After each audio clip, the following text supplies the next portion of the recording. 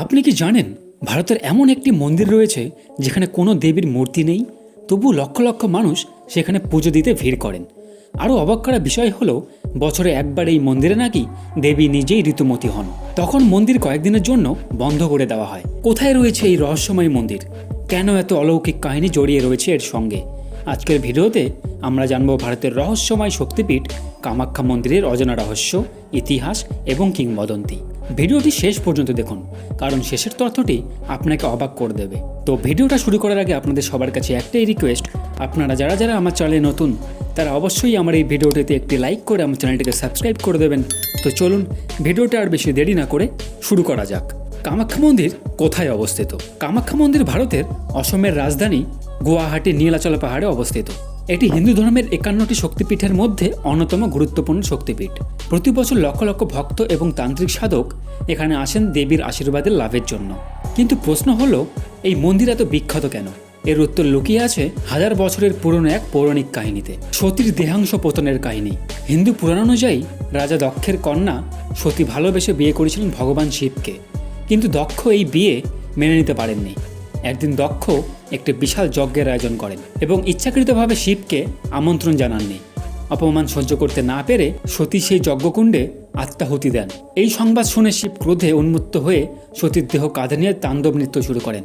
তখন ভগবান বিষ্ণু তার সুদর্শন চক্র দিয়ে সীতার দেহকে 51টি খণ্ডে বিভক্ত করেন। যে স্থানে সতীর যোনি অংশ পতিত হয়েছিল সেই স্থানেই প্রতিষ্ঠিত হয় কামাখ্যা মন্দির। এই কারণে এটি নারী শক্তি ও সৃষ্টির প্রতীক হিসেবে পূজিত হয়। মন্দিরে কেন কোনো মূর্তি নেই? এটাই কামাখ্যা মন্দিরের সবচেয়ে বড় রহস্য। সাধারণত প্রতিটি মন্দিরে দেবদেবীর মূর্তি থাকে, কিন্তু কামাখ্যা মন্দিরে কোনো মূর্তি নেই। গর্ভগৃহের ভেতরে রয়েছে একটি প্রাকৃতিক পাথরের ফাটল, যা দেবীর প্রতীক হিসেবে পূজিত হয়। এই পাথরের ফাটল থেকে সারা বছর জল বের হতে থাকে। ভক্তদের বিশ্বাস এই জল অত্যন্ত পবিত্র এবং অলৌকিক শক্তি সম্পন্ন। দেবী কি সত্যিই ঋতুমতী হন? কামাখ্যা মন্দিরের সবচেয়ে বিখ্যাত রহস্য হলো অম্বুবাচী মেলা। প্রতি বছর জুন মাসে মন্দির টানা 3 দিন বন্ধ রাখা হয়।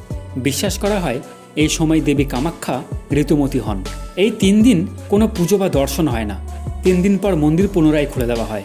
তখন ভক্তদের মধ্যে লাল রঙের কাপড় বিতরণ করা হয়, যা দেবীর আশীর্বাদের প্রতীক বলে মনে করা হয়। অনেকেই এটিকে অলৌকিক ঘটনা বলে মনে করেন, আবার কেউ কেউ এর পিছনে প্রাকৃতিক কারণ খুঁজে পান। তবে রহস্য আজও পুরোপুরি উন্মোচিত হয়নি। তন্ত্র সাধনার কেন্দ্র কামাখ্যা মন্দিরকে ভারতের তন্ত্র সাধনার রাজধানী বলা হয়। অনেক তান্ত্রিক এবং সাধক এখানে ধ্যান ও সাধনা করতে আসেন। বিশ্বাস করা হয় এখানে সাধনা করলে বিশেষ আধ্যাত্মিক শক্তি অর্জন করা যায়। অম্বুবাচী মেলার সময় ভারতের বিভিন্ন প্রান্ত থেকে হাজার হাজার তান্ত্রিক এখানে জড়ো হন। এই কারণেই অনেকেই এই মন্দিরের রহস্য এবং অলৌকিক ঘটনার কেন্দ্র বলে মনে করেন। রহস্যময় সুড়ঙ্গের গল্প। স্থানীয় লোককথা অনুযায়ী মন্দিরের নিচে নাকি বহু প্রাচীন গোপন সুড়ঙ্গ রয়েছে। যদিও এর কোনো নির্ভরযোগ্য প্রমাণ পাওয়া যায়নি, তবু এই গল্প আজও মানুষের কৌতূহল বাড়িয়ে দেয়।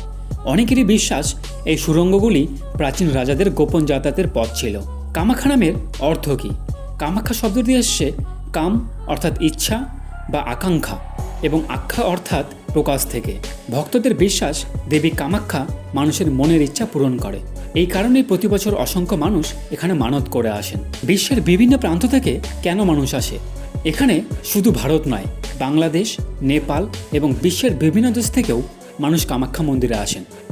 কেউ আসেন ধর্মীয় বিশ্বাসে, কেউ আসেন রহস্য জানতে, আবার কেউ আসেন তন্ত্র সাধনার জন্য। ধর্ম, ইতিহাস এবং রহস্য এই তিনের এক অসাধারণ মিলনস্থল হল কামাখ্যা মন্দির। তো বন্ধুরা, কামাখ্যা মন্দির কি শুধুই একটি ধর্মীয় স্থান, নাকি এর মধ্যে লুকিয়ে আছে এমন কোনো রহস্য যা আজও বিজ্ঞান সম্পূর্ণভাবে ব্যাখ্যা করতে পারেনি? আপনার মতামত অবশ্যই কমেন্টে জানান। ভিডিওটি ভালো লাগলে লাইক করুন, বন্ধুদের সঙ্গে শেয়ার করুন এবং আরও রহস্যময় ভিডিও দেখার জন্য আমার এই চ্যানেলটিকে সাবস্ক্রাইব করতে ভুলবেন না। তো দেখা হবে পরবর্তী অন্য কোনো ভিডিওতে। সবাই ভালো থাকবেন, সুস্থ থাকবেন। জয় মা কামাখ্যা।